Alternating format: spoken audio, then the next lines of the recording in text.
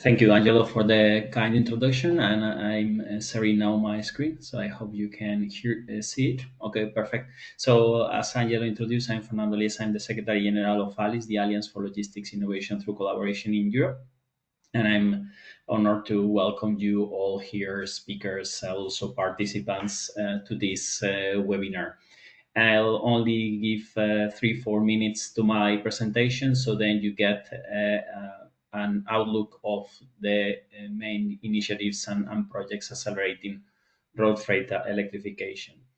Angelo already introduced the projects and the activities that are linked to this session within Alice.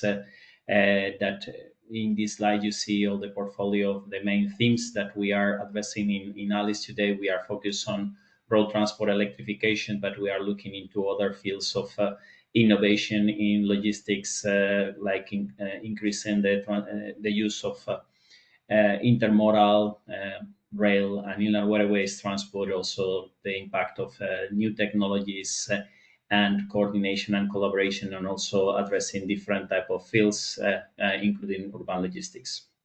So, as part of this thematic group one on efficient and low emission assets and energy, we have two focus areas, one linked to road transport electrification and another to greenhouse gas emissions measuring and reporting that we are driving together with Smart Freight Center. And these are the key activities or focus areas linked to the webinar today. And as Angelo introduced, projects FS, Clever, Flex MCS, and Macbeth are connected and are the tools that we are using to advance in these activities, and also in collaboration with other sister projects. And I want to also highlight an activity on EU policy monitoring, and as we are from that activity following the different legislative and policies out of the European Commission that are connected to the different themes and activities. So here in this very busy slide, you can find all the legislative initiatives that we are following from Alice perspective, and highlighted are those ones that are relevant for the session today, including accounting of greenhouse gas emissions of transport services that is now in process and probably taken by the next presidency of Denmark to the next step.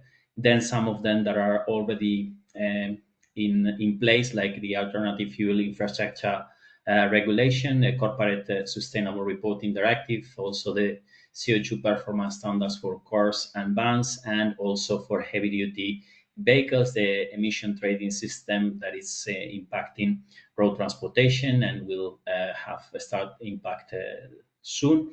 And then weight and dimensions that is still in discussion. So I'll go through some of them that are very relevant. And as you have starting by the corporate sustainable reporting directive, as you may know, latest developments with the new commission, the reporting obligations have been postponed by a couple of years, and this has been already published in the official journal mid April. And this means that operators will have a couple of additional years to comply.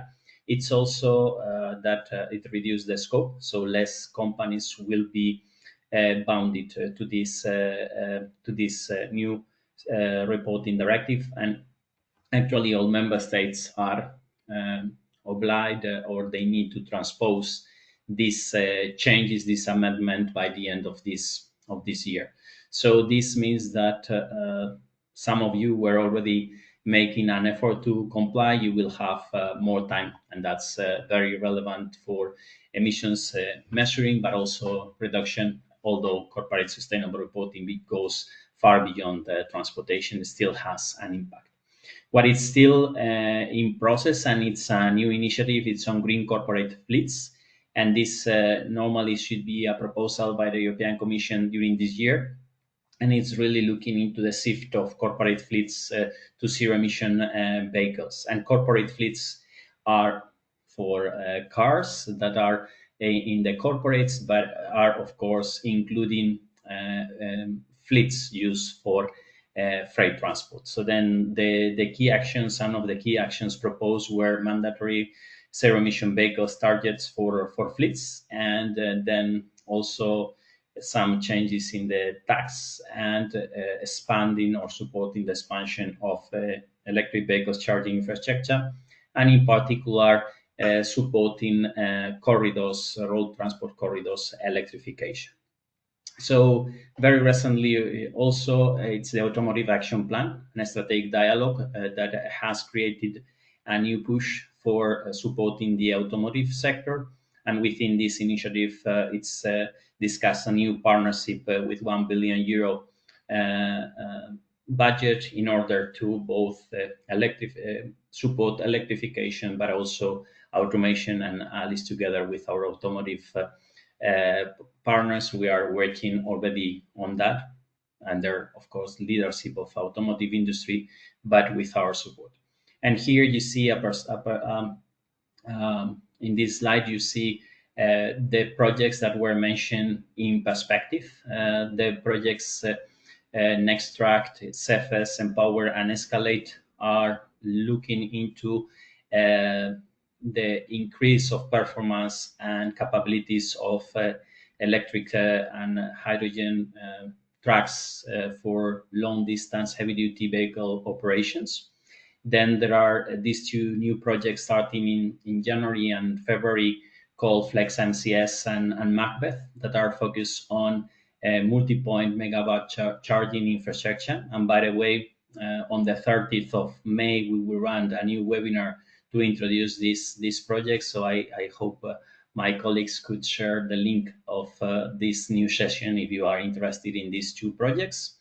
Further, then there is a new topic that will be published very soon that is focused more on logistics models. And then all of them are looking into managerial tools for electric fleets management and operation. And we as Alice, we are also working on defining and creating opportunity for two large-scale demonstrations that will start in 2027 with more than 40 million each project budget or supporting from the European Commission.